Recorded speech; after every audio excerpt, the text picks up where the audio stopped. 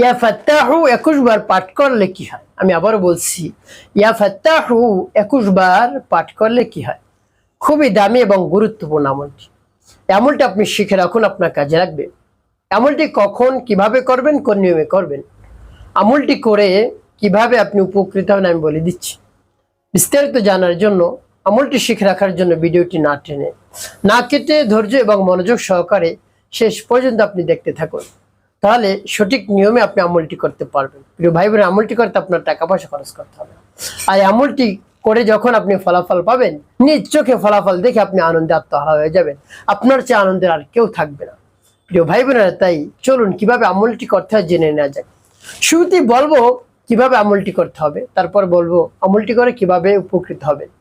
তাহলে চলুন কিভাবে আমলটি করতে হয়। শুরুতে উত্তম রূপে পবিত্রতা অর্জন করবেন। পবিত্রতা অর্জন করে কিবলামুখী হয়ে বসবেন, উত্তম পোশাক পরিধান করে। এরপরে জীবনের গুনার কথা স্মরণ করে ক্ষমা প্রার্থনা করবেন, আস্তাগফিরুল্লাহ আস্তাগফিরুল্লাহ আস্তাগফিরুল্লাহ, বা পূর্ণ ইস্তিগফারটি আপনি পাঠ করতে পারেন, আস্তাগফিরুল্লাহ রাব্বি মিন কুল্লি যামবি ওয়া আতুবু ইলাইহি লা হাওলা ওয়ালা কুওয়াতা ইল্লা বিল্লাহিল আলিয়্যিল আযীম। যখন পাঠ করা হয়ে যাবে, এরপরে আপনি কি করবেন? 3 বার দুরূদ শরীফ সাল্লাল্লাহু আলাইহি ওয়াসাল্লাম সাল্লাল্লাহু আলাইহি ওয়াসাল্লাম সাল্লাল্লাহু আলাইহি ওয়াসাল্লাম ইস্তিগফার দুরূদ শরীফ পাঠ করা হয়ে গেলে এরপর নাম পাঠ করুন। প্রিয় ভাই বোনেরা, আল্লাহ রাব্বুল আলামিনের কাছে যদি চাইতে পারেন, তার নাম পাঠ করে সাথে সাথে দিয়ে দিবেন। বিন্দু মাত্র দেরি করবেন না। আপনি যা চাইবেন তাই আল্লাহ রাব্বুল আলামিন দান করবেন। তার কারণ সকল কিছুর খাজানা আল্লাহ রাব্বুল আলামিনের কাছে। যা চাইবেন আপনি তাই আল্লাহ রাব্বুল আলামিন দান করবেন।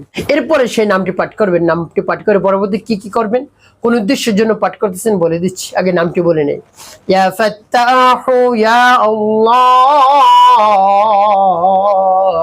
ইয়া ফাত্তাহু ইয়া আল্লাহ, ইয়া ফাত্তাহু ইয়া আল্লাহ।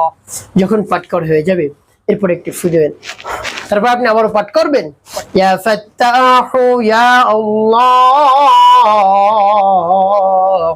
ইয়া ফাত্তাহু ইয়া আল্লাহ, ইয়া ফাত্তাহু ইয়া আল্লাহ।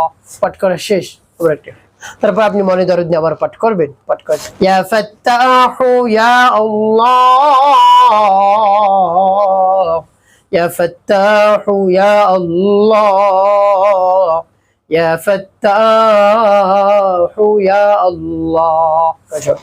এই ভাই বোনেরা, কতবার গুনে গুনে আপনি 21 বার পাঠ করবেন।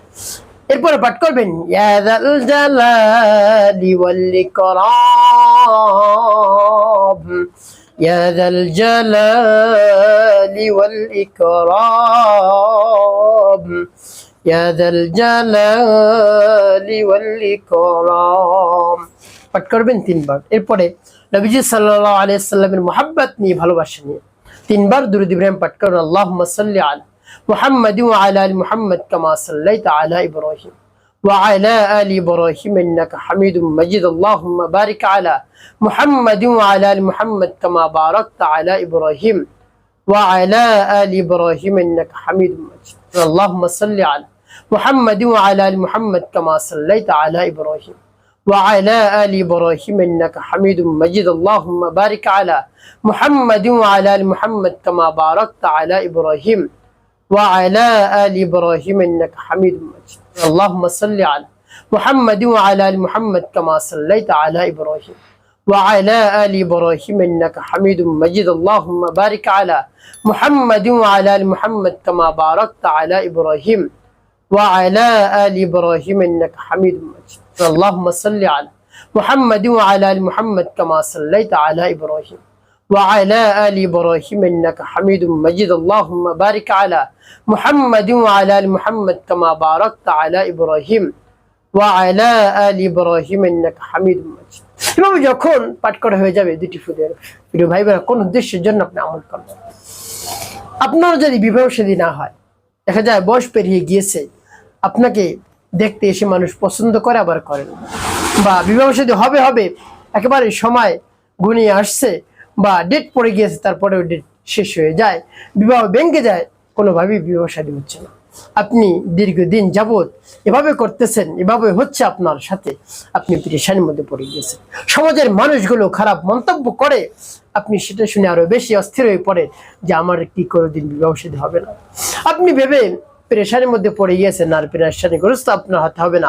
আল্লাহ রাব্বুল আলামিনের নামটি আপনি পাঠ করুন, দেখবেন কাজ হয়ে যাবে। প্রিয় ভাই বোনেরা, দেখবেন কাজ হয়ে যাবে।